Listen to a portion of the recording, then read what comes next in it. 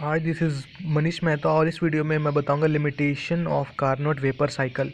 मेरा एम रहेगा कि मैं जितना शॉर्ट से शॉर्ट में बताऊं और उसका की पॉइंट्स बताऊं। मैं 3-4 की पॉइंट्स बताऊंगा और जिससे आपको याद रह जाएगा और आप एग्ज़ाम में स्कोर कर सकोगे। ठीक है, तो इस कार्नोट वेपर साइकिल का जो लिमिटेशन है वो पहला लिमिटेशन, एक्चुअली इस लिमिटेशन को बताने से पहले मैं बताना चाहूँगा, इसे मैं थोड़ा सा बड़ा कर देता हूँ तो शायद आपको ज़्यादा दिखाई देगा। आई होप आपको दिखाई दे रहा होगा। तो कार्नोट वेपर साइकिल का पहले हम टीएस डायग्राम बनाएंगे। तो इसका जब हम टीएस डायग्राम बनाएंगे तो कुछ ऐसा आएगा, 1 से 2 से 3 से 4। तो इस डायग्राम से हम याद रखेंगे इसके लिमिटेशंस को। ठीक है, अब कैसे याद रखेंगे आइए देखते हैं। एक मिनट, मुझे लग रहा है मेकिंग कॉम्प्लिकेटेड लिटिल। ठीक है, अब शायद सब दिखाई दे रहा है। ठीक है, तो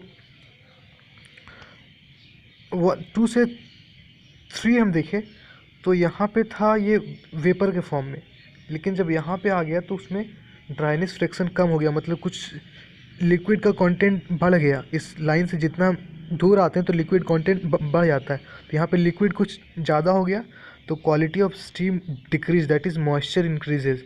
मॉइस्चर बढ़ जाता है 2 से 3 प्रोसेस में।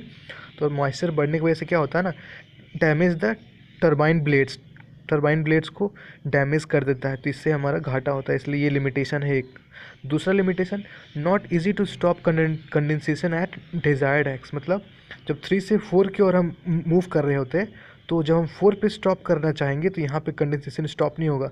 जब यहाँ से एक बार कंडेंसेशन शुरू हुआ तो ये फाइनली यहीं जाके रुकेगा, मतलब लिक्विड के पास ही रुकेगा। ऐसा नहीं होगा कि कुछ वेपर बचा हुआ है और लिक्विड कुछ बचा हुआ है, और टोटल ख़त्म होगा तभी स्टॉप होगा कंडेंसेशन।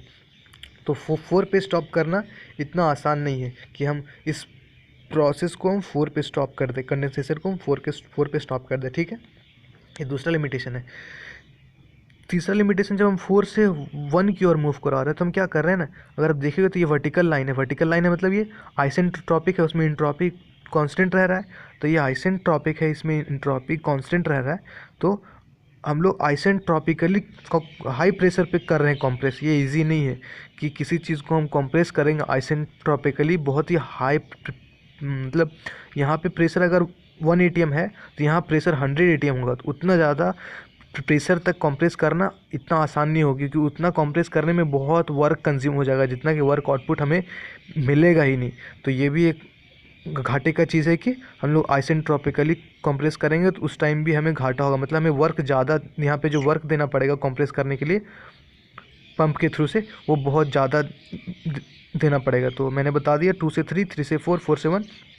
तो और एक और चीज़ है, not practical to design compressor that handles gas and liquid, कि यहाँ पे जो है ऐसा कोई कंडेंसर इतना आसानी से नहीं बना है जो गैस और लिक्विड को आसानी से हैंडल कर सके। लेकिन आप ये 3 पॉइंट्स लिखोगे ना तो उससे भी समझ में आ जाएगा।